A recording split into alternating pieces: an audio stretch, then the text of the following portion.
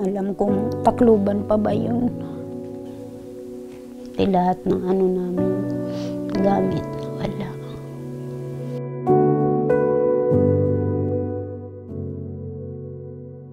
Wala talaga. Kahit nga yung bahay, pagpunta namin doon, wala na.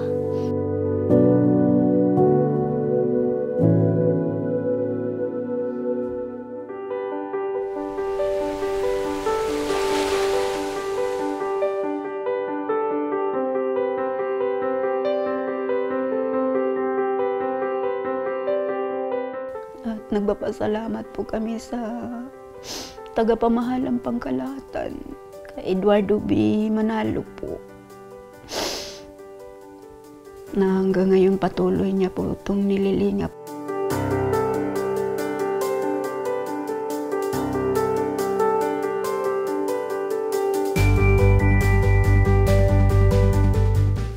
Maraming salamat po na binigyan po kami ng tirahan po.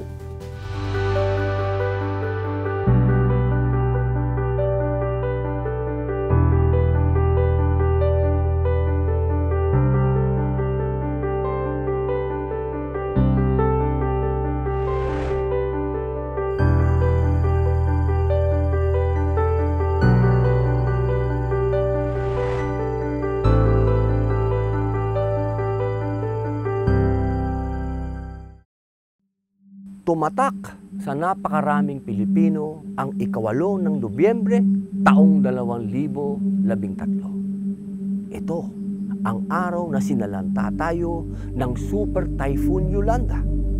Naitala ang pangyayaring ito bilang the country's worst ever natural disaster. Ang Tacloban, Leyte ay isa sa pinakanapinsala ng bagyong ito. Maraming bahay, kabuhayan, at maging buhay ang nawala dahil dito. Makalipas ang 10 taon, kamusta na nga ba ang ating mga kababayan?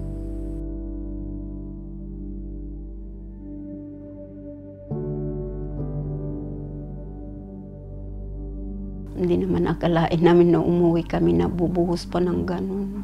Yung nakita ko na yung malaking alon.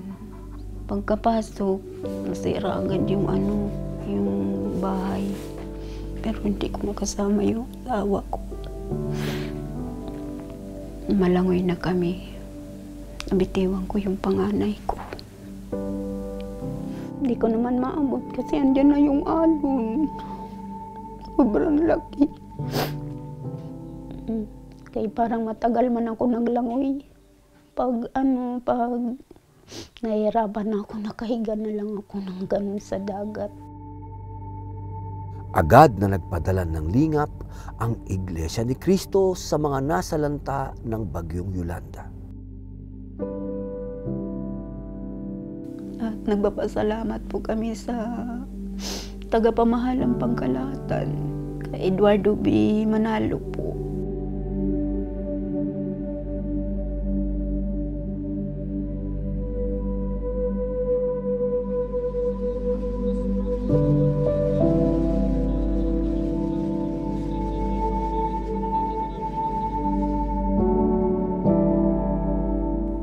Sinundan pa ito ng pagbibigay ng financial assistance at nagkaroon din ng stress debriefing para sa mga naapektuhan ng kalamidad.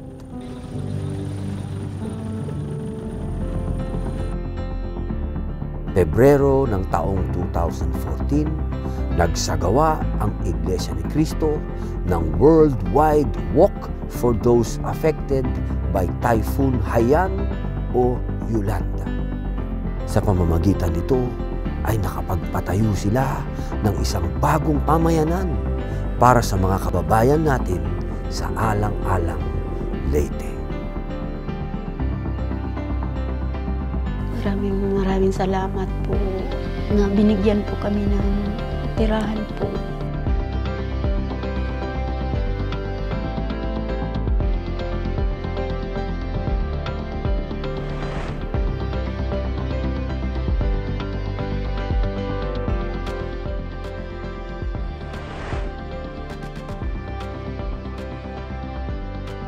Nagkaloob sila ng mga pabahay at hanap buhay sa pamamagitan ng eco-farming project. Nung nakalipat na po kami dito, binigyan ako ng trabaho. Trabaho rin yung anak ko sa eco-farm. Napakasarap po sapagkat nakita namin kung paano umusbong ang mga tanim dito. Ang unang bugsot ng eco-farming dito, talaga, nakabili po kami katunayan. Isang truck, tsaka 2 H100. Yan po ang katunayan na mayroon pong nagawa ang eco-farming dito. Kaya tuloy-tuloy ang pasasalamat ko sa Diyos na mayroong pamamahala na hindi po bumitiw sa amin. Mula noon hanggang ngayon.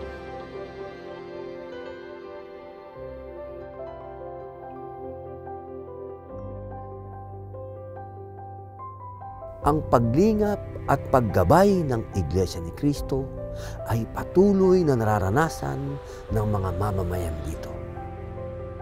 Sa kasalukuyan ay naglagay sila ng gas station, mini-mart at water refilling station para mas mapalapit ang mga pangunahing pangangailangan ng mga mamamayan.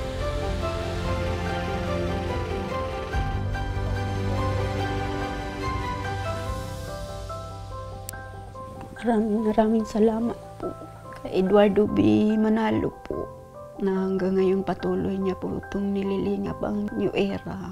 Maraming salamat po.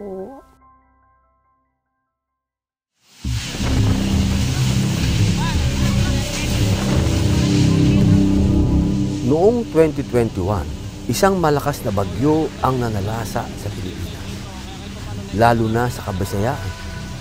Ito ang bagyong Odette.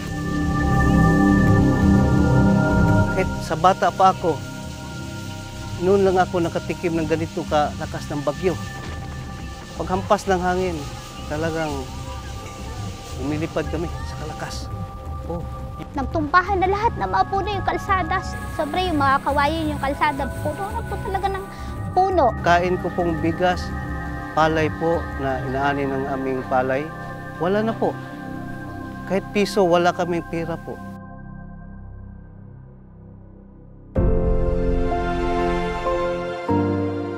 Sa kabila ng mabigat na pangyayaring ito, isang magandang balita naman ang nasilayan nila dahil sa paglingap ng Iglesia ni Cristo.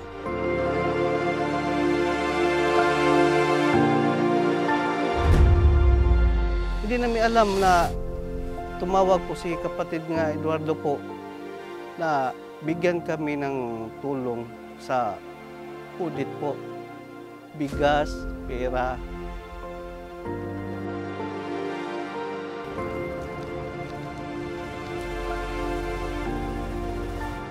Talagang nakahon kami sa gutom. May tulong financial na pinadala, maliban po sa mga bigas, mga dilate, mga ganun. Maliban po doon, nagpadala po ng financial sa amin, yung pamamahala.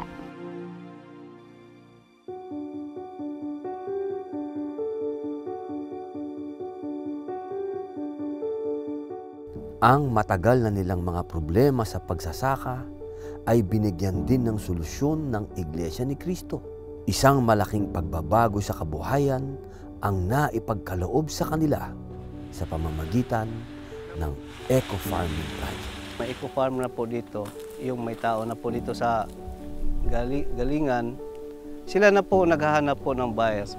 Doon na kami magpabinta ng aming magulayan, doon na ihatid po namin. Talagang nakatulong talaga sa paghanap buhay po namin.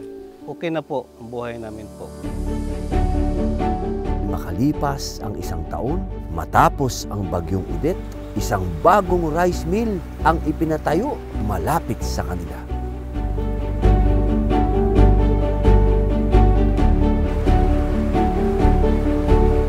Dati po kasi parang mga nasa 7 to 8 kilometers po siguro yung layo ng rice mill sa amin. Ito yung malaking naitulong sa amin. Hindi na po masyadong nahihirapan kung magpagiling ng palay. Malaki po yung advantage. Talagang magpasalamat kami ng pinakamalaki. Galing sa Odette, tinulungan kami, walang bigas, walang pera.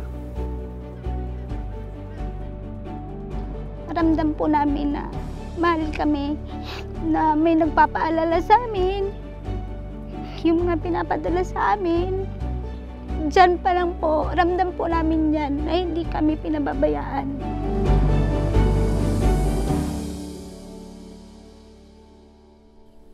Malaki ang epekto ng climate change sa food security.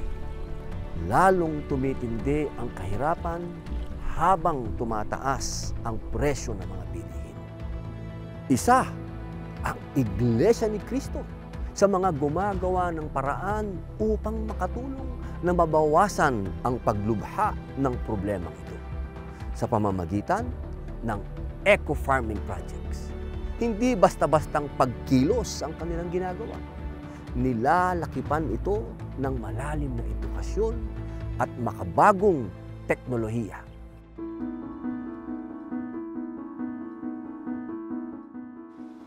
Vertical crab farming ang isa sa mga pinakabagong programa ng eco-farming dito sa Samar. Ito ay solusyon nila sa pagkasira ng mga mangrove dahil sa traditional crab farming. Gumagamit sila ng recirculating aquaculture system.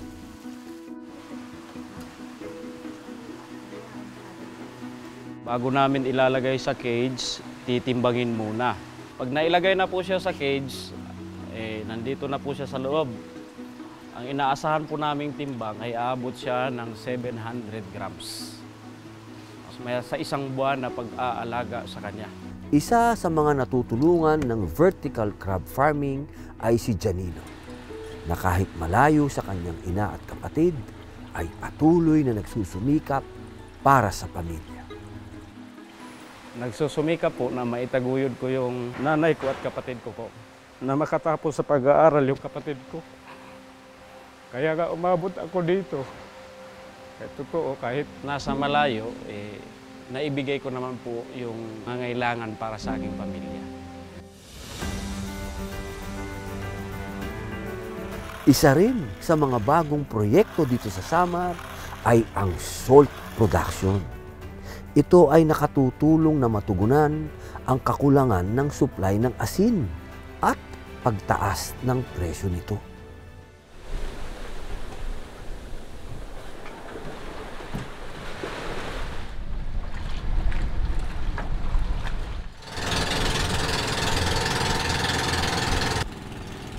Yun po, nandito tayo sa gitna ng dagat.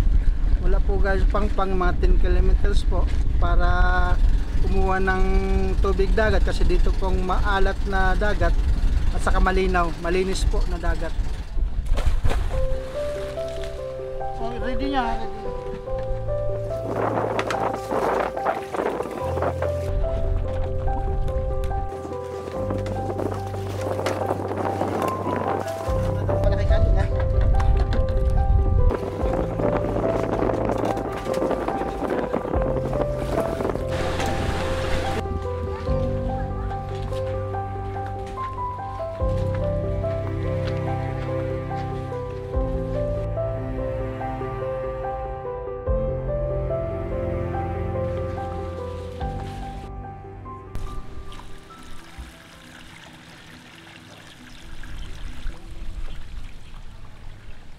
Nang nandito na ako sa eco-farming, maligaya na po kasi kasama ko palagi yung pamilya, araw-araw, araw-gabi, ganun. Kasama ko, maligaya kami dito ngayon.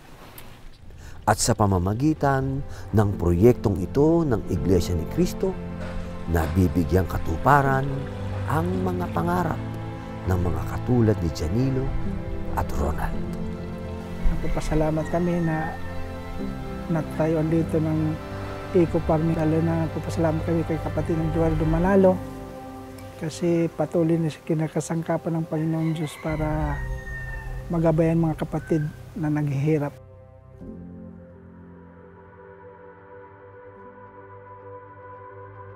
Ang Nueva Ecija ang isa sa mga probinsya na may pinakamayamang lupa dito sa Pilipinas. Kaya ang pangunahing industriya dito ay agrikultura. Tinagurian din itong Rice Granary of the Philippines dahil ito ang pinakamalaking producer ng bigas sa Pilipinas. Dito rin matatagpuan ang pinakamalaking eco-farming project ng Iglesia ni Cristo. Kaya naman, samahan nyo kaming libutin at alamin ang paglingap na naibibigay nito para sa ating mga kababayan. Bakit po dito? Sapagkat yung karamihan po sa ating mga kapatid na nailipat sa lugar na ito, ang kanila pong hanap buhay basically is farming.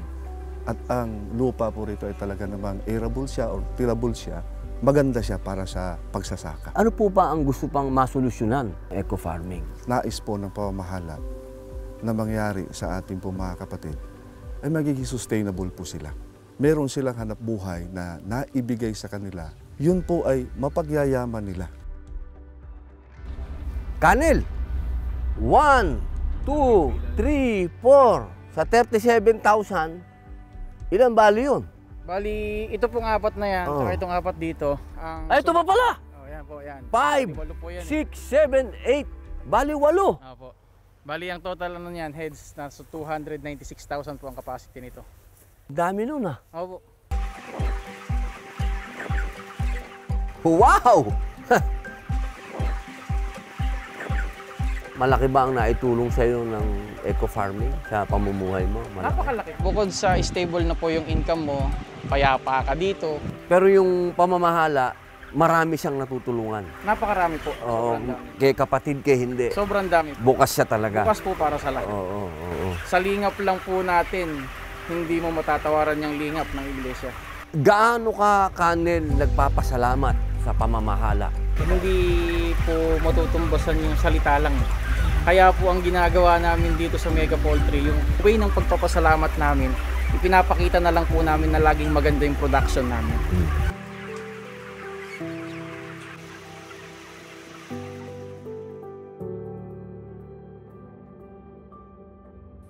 Mula sa pagnanais na mabawasan ang kahirapan sa pamamagitan ng agrikultura, ang proyektong ito ng Iglesia ni Cristo sa pangunguna ng Executive Minister kapatid na Eduardo V. Manalo ay nakapagbibigay ng malaking pagbabago sa maraming pamilya at ating mga kababayan.